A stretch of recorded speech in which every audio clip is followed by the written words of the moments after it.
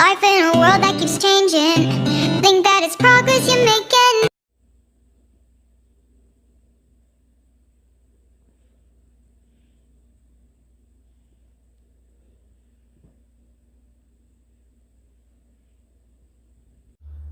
Hey everybody, welcome back to my channel. I know it's been a minute since I've been on here, but I am back with another video. Don't forget before you click off this video to like, comment, and subscribe, and hit that post notification button so you'll know when the next video uploads. So today I am having a seafood boil. I didn't have seafood in a while, so I'm gonna see how this works out, and I'm probably gonna tell a little story. In the meantime, let's get right to it. So I have Dungeness crabs,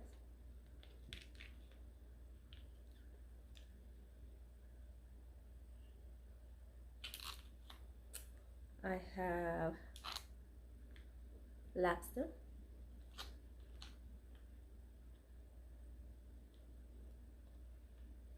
shrimp, clams,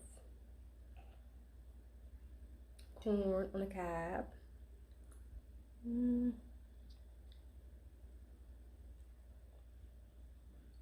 white rice, Bloves sauce. Yep. And I have a Coke and a smile. So let's see what I'm going to start off with today. I'm going to stir this in. I'm going to add some Bloves sauce to my rice. I seem to love it, the Bloves sauce on my rice. I think that's so good. It tastes so good. So I have a bite of this first.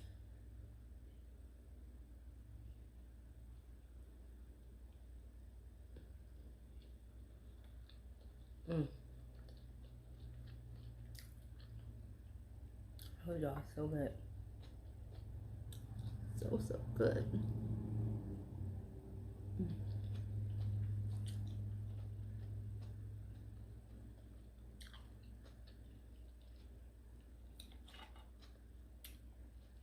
Try on my little neck clams. They are a little neck. Some of them are medium size, some of them are small. I don't know how they mixed that up, but that's what they did. Mixed it all up. Take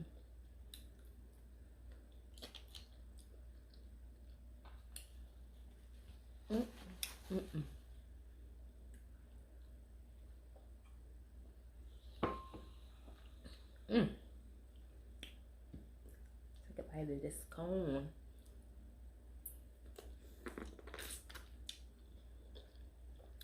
Good juice everywhere.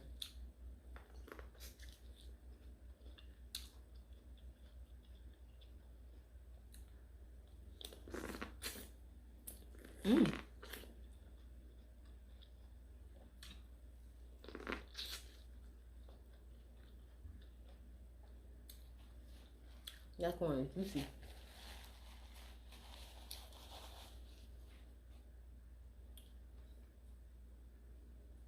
Okay.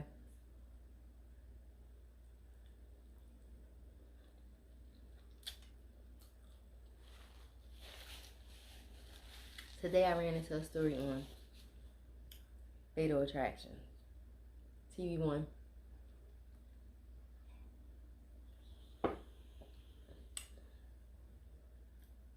Oh, excuse me. It was about a young lady by the name of Bria.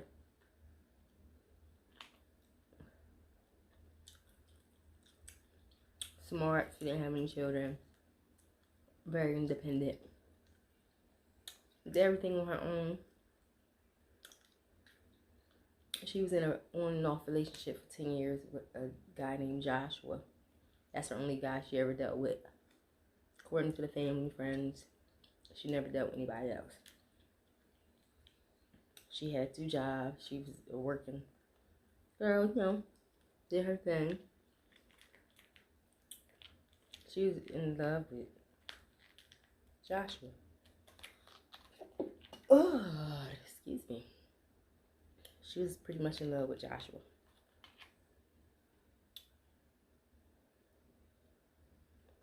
Some,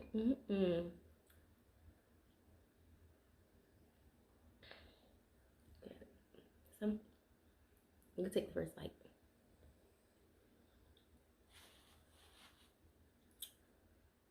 Ooh.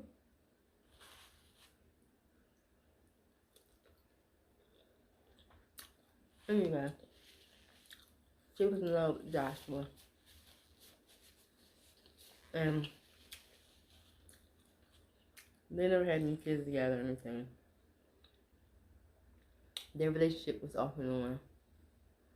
Off and on. So, one time they decided to split.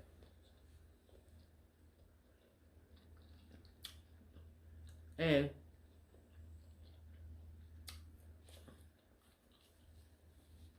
Joshua actually moved on. Found him another girlfriend by the name of Keisha, which they end up having a serious relationship, and he ended up having kids by Keisha. So Bria, of course, missed him so much that him and Keisha start having problems, and Bria let him come back, accepted his new family, everything, help take care of his kids. She was there for him. She was just happy to be back with him. The family can't understand it, but they was there for her regardless. So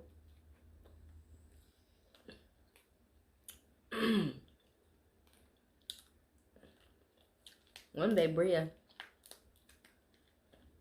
was decided to go home on her break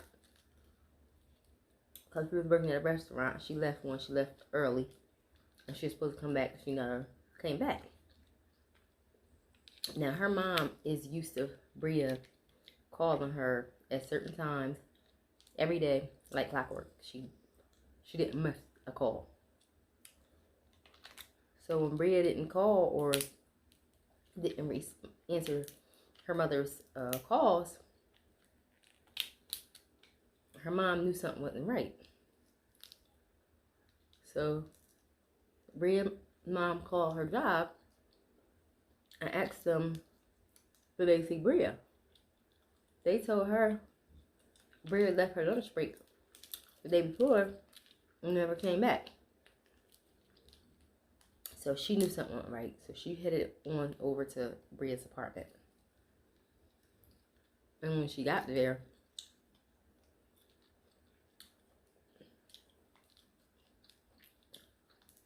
she had to the door was unlocked, but she had to push her way onto the apartment door because the couch was blocking it off. Somehow put the couch in front of the door. So she pushed that door open, went walking throughout the house. Everything seemed to be in place.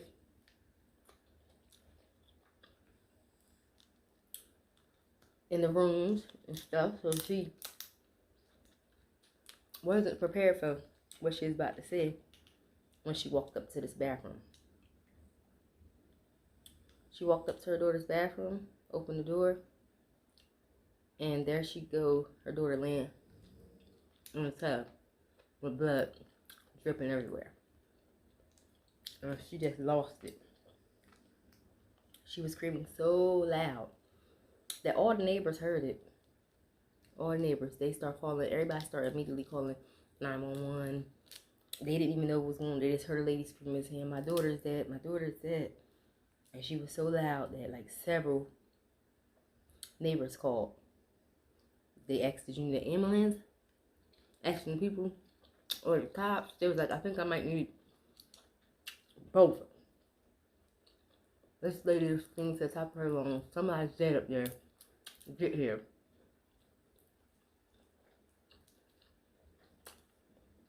When the cops responded, the mother was still there going off, and the other family members were showing up.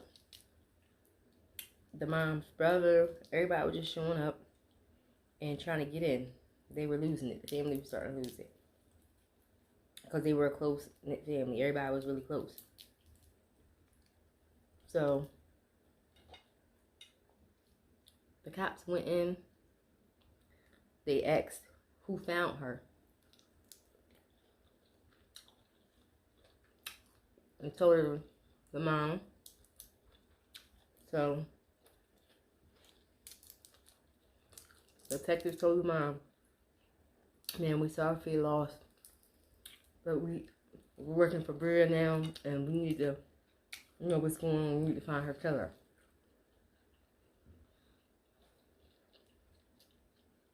So the mom was able to talk to them.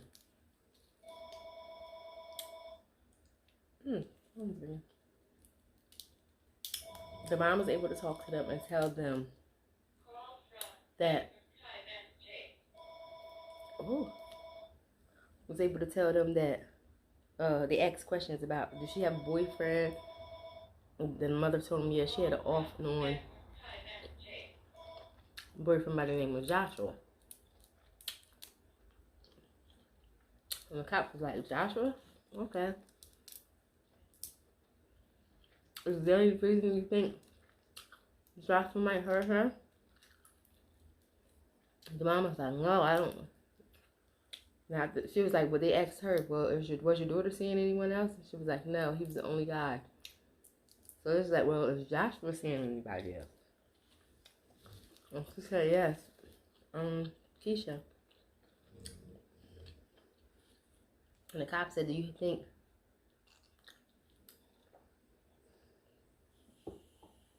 Keisha would have any reason that she want to hurt Bria?"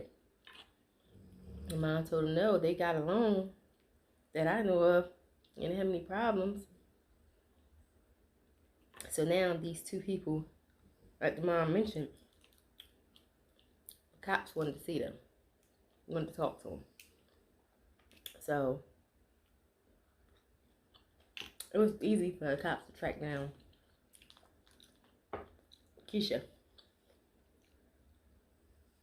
But when she got to the police station, she was like really standoffish. Didn't really want to help the cops.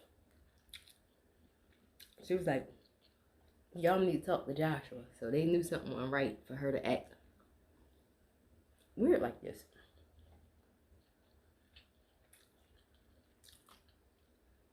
They was like, "Well, can you tell us where Joshua was at?"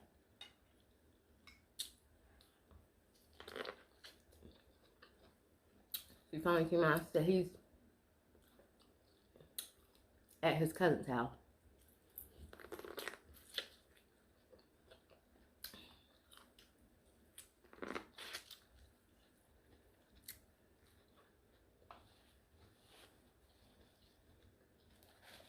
And she hasn't seen him in a while. So the cops went, detectives went and found him at his cousin's house.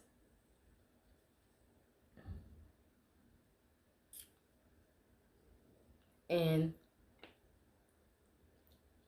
when they asked him, did he know anything about Bria, he acted like he didn't know nothing. And they told him, he even broke down crying, like he was so heartbroken, you know. So, of course, they weren't buying it. So they asked him his questions. He said he would never hurt her. He loved her, this and that.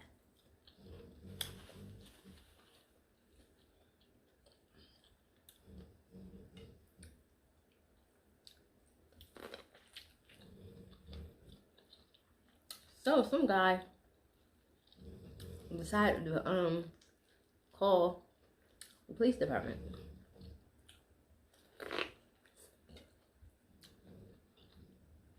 He was a clerk that worked across the street from the police station.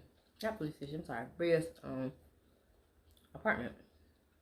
And he knows Bria and he knows Joshua because Joshua always go over there in the video store. But this one day, Thursday, this day Bria got killed,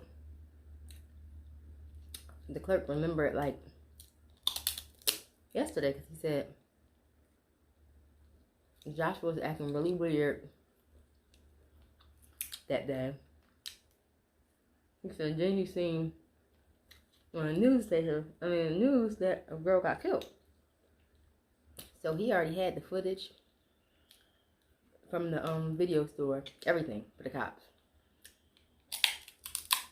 showing that Joshua was around, because he said that he was gone. He wasn't around there. He was in the next town over for weeks. Which he had lied. He was on there. They lied. And then the dude told him, oh, and by the way, some girl picked him up from in front of there and gave the description of Keisha, his big mom. So once they called Keisha back in, because they wanted to talk to her now since she lied to them. When they took her in and they revealed that extra evidence they had, her story changed up. She said she knew nothing was going on. She said he just kept calling her phone, She said she wasn't answering because they just got into it. They always get into it, so she was trying to ignore him. And she said she finally answered. And he told her to pick him up from there. It wasn't nothing new, because he do stuff like that. So she picked him up and dropped him off. But she didn't know what happened. Now she believed that he did it. She told the cops the way he used to talk to her, he told her, like he's talked to her real bad in front of Keisha. Call her, I hope you get raped and murdered, and one day I'll shoot you on your head. I used to just say off the wall stuff to her. So she Keisha said Bria was about to leave him, and he knew it. He couldn't take it, her just leaving himself. He must have took it in his own hands, because she said she knew for sure, because her and Bria was cool.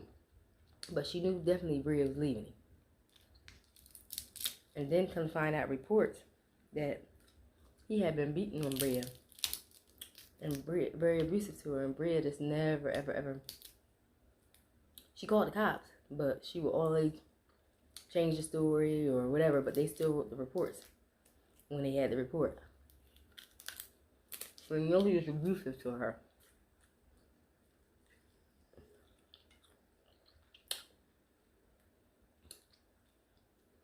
So he still tried to keep his little story straight. The family had to go into the house and move all the furniture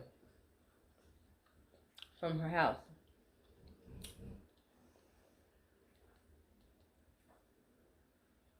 They had to move all the furniture from her house.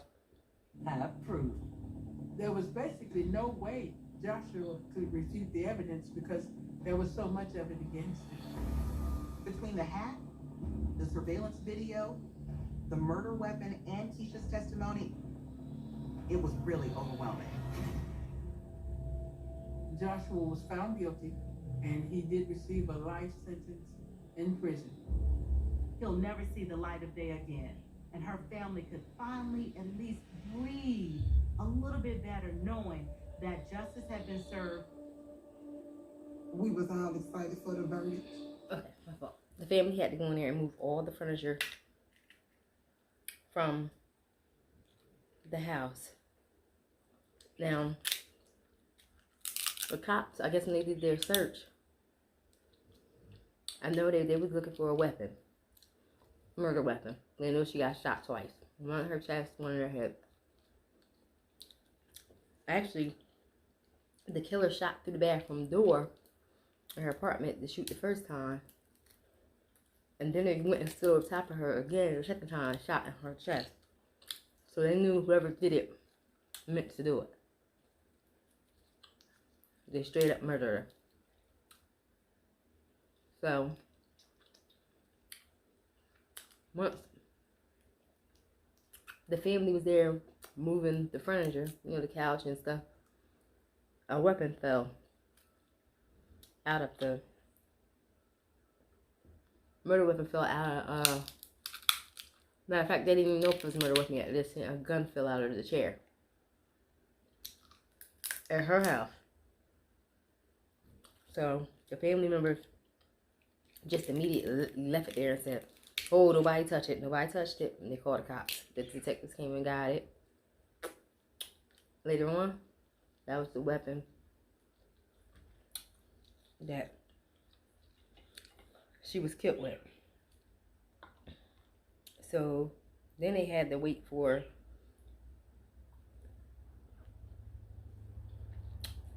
fingerprints on the weapon. So they decide, we got all this information. The girlfriend then told them all that. They talked to him again.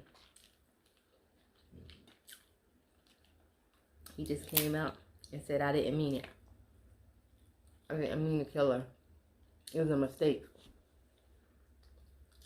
Mind you, now we know it wasn't a mistake because the person who killed her shot her through the door and then opened the bathroom door and shot her again in her chest. So he really meant to just kill her.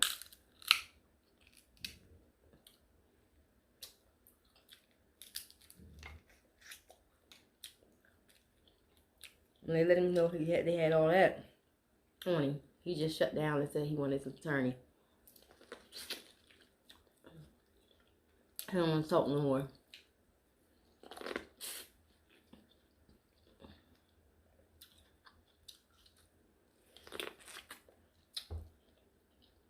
I said, "You sure you don't want to talk no more? This is all you want to say right here?"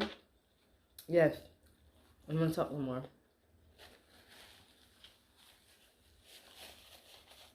When he went in front of the jury, they found that man guilty. And he was sentenced to life in prison. He'll never see the outside of a street again, ever. He's going to be in there for life. He took this innocent young lady's life. They said he was a drunk. And everything had to go his way.